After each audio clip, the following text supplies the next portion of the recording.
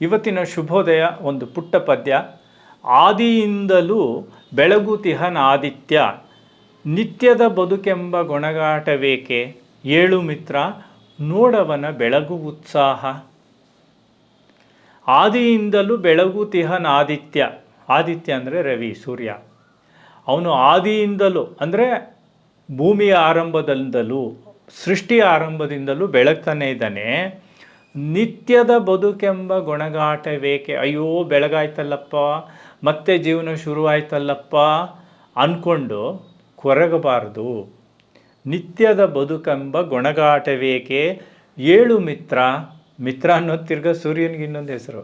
ಏಳು ಮಿತ್ರ, ಇಲ್ಲಿ ನಾನು ಹೇಳ್ತಾ ಇರೋದು ನಮ್ಮ ಸ್ನೇಹಿತರಿಗೆ, ಮಿತ್ರರಿಗೆ, ನಿಮಗೆ. ಏಳು ಮಿತ್ರ ನೋಡವನ ಬೆಳಗುವ ಉತ್ಸಾಹ, ಬೆಳಗುವ ಉತ್ಸಾಹ, ಅವನ ಬೆಳಗುವಂತಹ ಉತ್ಸಾಹವನ್ನು ನೋಡಿ ನಾವು ಅಷ್ಟೇ ಉತ್ಸಾಹದಿಂದ ಬದುಕನ್ನು ಆರಂಭಿಸಬೇಕು, ದಿನವನ್ನು ಆರಂಭಿಸಬೇಕು ಅಂತ ಇವತ್ತಿನ ಶುಭೋದಯ. ನಮಸ್ಕಾರ.